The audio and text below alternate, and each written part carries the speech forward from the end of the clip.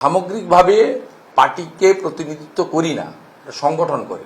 এর বাইরে সাংগঠনিক ব্যাপারে আমি কোনোদিন হস্তক্ষেপ করি না, ভবিষ্যতেও করার কোনো ইচ্ছা নেই। লোকসভা নির্বাচনে বাংলায় আশানুরূপ ফল হয়নি বিজেপির। বাংলায় 30 আসন পাওয়ার ডাক দিলেও বিজেপির ঝুলিতে এসেছে 12টি আসন। 2019-এর থেকে বঙ্গে 6টি আসন কমেছে বিজেপির। এই ফলাফলের পর বিজেপির প্রাক্তন থেকে বর্তমান সাংসদ এবং বিধায়করা প্রকাশ্যেই দলীয় নেতৃত্বের একাংশের বিরুদ্ধে ক্ষোভ উগরে দিয়েছেন। আর এই পরিস্থিতিতে ইঙ্গিতপূর্ণ মন্তব্য শোনা গেছে শুভেন্দু অধিকারীর গলায়, যা প্রশ্ন উস্কে দিয়েছে দলের এই ফল থেকে কি দূরত্ব তৈরির চেষ্টা করছেন বিরোধী দলনেতা, নাকি শুভেন্দু অধিকারী অভিমানী? নির্বাচন, প্রচার কৌশল, এই সবটাই কিন্তু সংগঠন তৈরি করে। ভারতীয় জনতা পার্টিতে সংগঠনের একটা সিস্টেম রয়েছে। আমি রাজ্যের কোর কমিটির সদস্য, 15 জন না 18 জন আছে। সেই কোর কমিটির মিটিংয়ে যদি ডাকে, সেখানে যদি আমাকে কিছু বলতে বলা হয় বা আমি মনে করি যে বলবো বা সাইলেন্ট থাকবো, অনেক সময় সাইলেন্ট থাকি, আর অনেক সময় বলার যদি প্রয়োজন মনে করে বলি, আবার জিজ্ঞেস করলেও নির্বাক থাকি না, উত্তর দেওয়ার চেষ্টা করি। তা সেখানেই বলবো।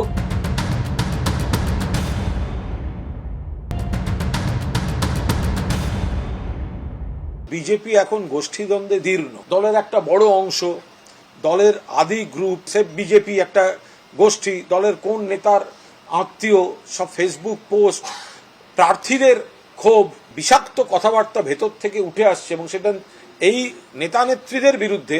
ফলে সেই চাপে পড়ে কারুর কোনো সুর স্বর এসব বদল হচ্ছে কিনা তারা বলতে পারে। আগামী মাসেই 4টি বিধানসভা কেন্দ্র, রায়গঞ্জ, রানাঘাট দক্ষিণ, বাগদা ও মানিকতলায় উপনির্বাচন।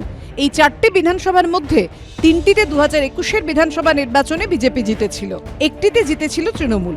লোকসভা ভোটের বিধানসভা ভিত্তিক ফলের নিরিখে রায়গঞ্জে প্রায় 47,000 ভোটে, রানাঘাট দক্ষিণে প্রায় 37,000 ভোটে এবং বাগদা বিধানসভায় প্রায় 20,500 ভোটে তৃণমূলের থেকে এগিয়ে রয়েছে বিজেপি। অন্যদিকে লোকসভা ভোটের বিধানসভা ভিত্তিক ফল অনুযায়ী মানিকতলায় মাত্র 3,500 ভোটে এগিয়ে রয়েছে তৃণমূল। মানিকতলা বিধানসভা কেন্দ্রের মধ্যে কলকাতা পুরসভার যে 8টি ওয়ার্ড রয়েছে, তার মধ্যে 2টিতে এগিয়ে রয়েছে বিজেপি। অর্থাৎ বলা যায় যে 4টি বিধানসভায় উপনির্বাচন, সেখানে বিজেপি ভালো পরিস্থিতিতে রয়েছে। তাহলে কি এই কেন্দ্রগুলিতে বিজেপি ঝাঁপাবে? লোকসভা ভোটের আগে শুভেন্দু অধিকারীকে যেভাবে রাজ্য জুড়ে ঝোড়ো প্রচার চালাতে দেখা গেছে, এই কেন্দ্রগুলিতে কি তাকে ফের ভূমিকায় দেখা যাবে? বিরোধী দলনেতার কথায় অবশ্য সেই ঝাঁচ দেখা যায়নি। 4 জায়গায় প্রার্থী হওয়ার পরে পার্টি স্টেট অফিস থেকে প্রচারের জন্য যদি আমাকে বলে, সরকারি গাড়ি চড়ি না আর পার্টি থেকেও তেল নিই না, আমার বাড়ির পয়সায় পেট্রোল পাম্পটা আছে, কয়েক লক্ষ টাকা রোজগার আছে, বৈধ রোজগার, সেই তেল ঢুকিয়ে আমি যাবো। আর যদি রায়গঞ্জে প্রচারে যেতে হয়, ফিরতে পারবো না, মানে থাকতে হবে, তাহলে মালদাতে হোটেল ভাড়াটাও আমি নিজে পেমেন্ট করে থাকবো। এবং যেখানে যেখানে আমাকে প্রচার করতে বলা হয়, আমি সেখানে প্রচারে যাই। সংগঠিত করার কাজটা আমার নয়, কেবলমাত্র আমার জেলাতে পার্টির সংগঠনের লোকেরা, তারা রাজ্যের নির্দেশিকাও যেমন পালন করেন, আমার পরামর্শটাও মেনে চলেন। পোস্ট পোল বোধোদয়, এই ধরনের নানা সংলাপ, একটা সন্ন্যাসী গন্ধ, বিপুল পরাজয়ের ধাক্কায় এই মহাশূন্য, মহাজগৎ, কোথায় ছিলাম, কি হলো, এরকম কারুর মধ্যে আসছে। আর কলিঙ্গ যুদ্ধের পরে ভয়ঙ্কর পরিস্থিতি দেখে তখন একটুখানি বিবেক সন্ন্যাস চলে আসে। এখন জানি না সেরকম কোনো পরিবর্তন কিছু ঘটছে কিনা কারুর।